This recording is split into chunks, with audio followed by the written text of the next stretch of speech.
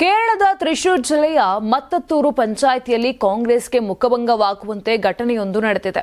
ಪಂಚಾಯಿತಿಯನ್ನ ನಿಯಂತ್ರಣಕ್ಕೆ ಪಡೆಯಲು ಕಾಂಗ್ರೆಸ್ ಪಕ್ಷದ 8 ಮಂದಿ ಚುನಾಯಿತ ಸದಸ್ಯರು ತಮ್ಮ ಮಾತೃ ಪಕ್ಷಕ್ಕೆ ರಾಜೀನಾಮೆ ಸಲ್ಲಿಸಿ ಬಿಜೆಪಿಗೆ ಸೇರ್ಪಡೆಯಾಗಿರುವ ಘಟನೆ ವರದಿಯಾಗಿದೆ.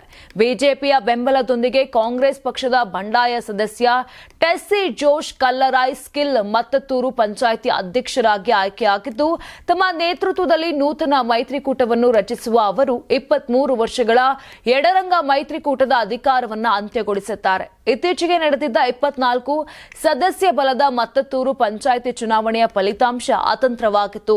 ಕಾಂಗ್ರೆಸ್ ನೇತೃತ್ವದ ಯುಡಿಎಫ್ ಮೈತ್ರಿಕೂಟ 8 ಸ್ಥಾನಗಳಲ್ಲಿ, ಎಡಪಕ್ಷಗಳ ಮೈತ್ರಿಕೂಟವಾದ ಎಲ್ಡಿಎಫ್ 10 ಸ್ಥಾನಗಳಲ್ಲಿ, ಎನ್ಡಿಎ ಮೈತ್ರಿಕೂಟ 4 ಸ್ಥಾನಗಳಲ್ಲಿ ಹಾಗೂ 2 ಸ್ವತಂತ್ರ ಅಭ್ಯರ್ಥಿಗಳು ವಿಜೇತರಾಗಿದ್ದರು. ಇನ್ನು ಯುಡಿಎಫ್ ಹಾಗೂ ಎಲ್ಡಿಎಫ್ ಮೈತ್ರಿಕೂಟಗಳು ಬಹುತೇಕ ಸಮಬಲವಾಗಿದ್ದರಿಂದ ಅಧ್ಯಕ್ಷರ ಆಯ್ಕೆಗೆ ನಿಕಟ ಪೈಪೋಟಿ ಏರ್ಪಟ್ಟಿತ್ತು. ಸ್ವತಂತ್ರವಾಗಿ ಸ್ಪರ್ಧಿಸಿ ಗೆಲುವು ಸಾಧಿಸಿದ್ದ ಕಾಂಗ್ರೆಸ್ ಬಂಡಾಯ ಅಭ್ಯರ್ಥಿ ಕೆಆರ್ ಔಸೇಫ್ ಅವರನ್ನ ಬೆಂಬಲಿಸಲು ಕಾಂಗ್ರೆಸ್ ನಿರ್ಧರಿಸಿತ್ತು. ಆದರೆ ಪಂಚಾಯಿತಿ ಅಧ್ಯಕ್ಷ ಸ್ಥಾನಕ್ಕೆ ಚುನಾವಣೆ ನಡೆಯುವುದಕ್ಕೂ ಕೆಲವೇ ಕ್ಷಣಗಳ ಮುನ್ನ ಎಲ್ಡಿಎಫ್ನೊಂದಿಗೆ ಕೈ ಜೋಡಿಸಿದ್ದ ಔಸೇಫ್ ಕಾಂಗ್ರೆಸ್ ನಾಯಕರಿಗೆ ಆಘಾತವನ್ನುಂಟು ಮಾಡಿದ್ರು. ಇದರಿಂದ ಕುಪಿತರಾದ ಎಲ್ಲ 8 ಮಂದಿ ಕಾಂಗ್ರೆಸ್ ಸದಸ್ಯರು ಮಾತೃಪಕ್ಷವನ್ನೇ ತೊರೆದಿದ್ದಾರೆ. ಸ್ಥಳೀಯ ಕಾಂಗ್ರೆಸ್ ನಾಯಕತ್ವ ಅನ್ಯಾಯಯುತವಾಗಿ ವರ್ತಿಸಿದ್ದು, ನಿಷ್ಠಾವಂತ ಮತದಾರರನ್ನು ನಿರ್ಲಕ್ಷಿಸಿದೆ ಎಂದು ತಮ್ಮ ರಾಜೀನಾಮೆ ಪತ್ರದಲ್ಲಿ ಆರೋಪಿಸಿದ್ರು.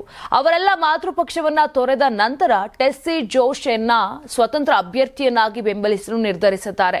ಆಕೆಗೆ 3 ಬಿಜೆಪಿ ಸದಸ್ಯರು ಬೆಂಬಲ ವ್ಯಕ್ತಪಡಿಸಿದ್ದಾರೆ. ಕೊನೆಗೆ ಅವರು 12 ಸದಸ್ಯರ ಬೆಂಬಲದೊಂದಿಗೆ ಪಂಚಾಯಿತಿ ಅಧ್ಯಕ್ಷರಾಗಿ ಚುನಾಯಿತರಾಗಿದ್ದಾರೆ.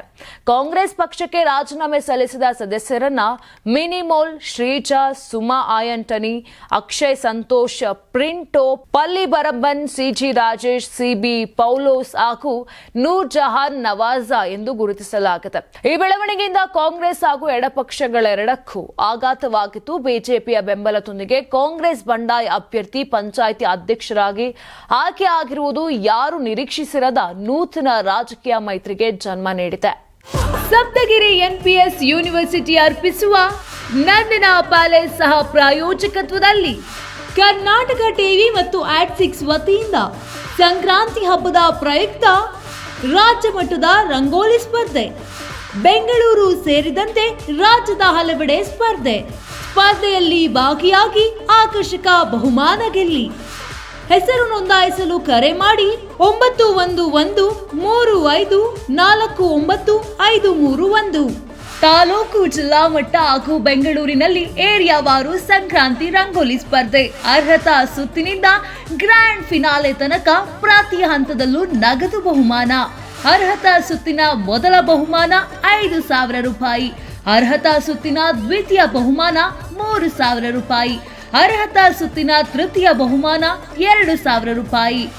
ಫಿನಾಲೆಯ ಮೊದಲ ಬಹುಮಾನ 30,000 ರೂಪಾಯಿ. ಫಿನಾಲೆಯ ದ್ವಿತೀಯ ಬಹುಮಾನ 20,000 ರೂಪಾಯಿ. ಫಿನಾಲೆಯ ತೃತೀಯ ಬಹುಮಾನ 10,000 ರೂಪಾಯಿ. ಒಟ್ಟಾರೆ 5 ಲಕ್ಷ ನಗದು ಬಹುಮಾನ ವಿತರಣೆ.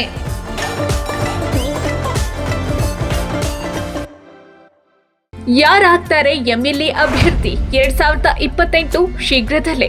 ಪ್ರತಿದಿನ ಒಂದೊಂದು ಕ್ಷೇತ್ರದ ಟಿಕೆಟ್ ಆಕಾಂಕ್ಷಿಗಳ ಸಂಪೂರ್ಣ ಮಾಹಿತಿ ಪೊಲಿಟಿಕಲ್ ಜರ್ನಲಿಸ್ಟ್ ಕೆಎಂ ಶಿವಕುಮಾರ್ ಅವರಿಂದ. ಕರ್ನಾಟಕದ ನಂಬರ್ 1 ಡಿಜಿಟಲ್ ಮೀಡಿಯಾ ನಿಮ್ಮ ನೆಚ್ಚಿನ ಕರ್ನಾಟಕ ಟಿವಿಯಲ್ಲಿ ಮಾತ್ರ.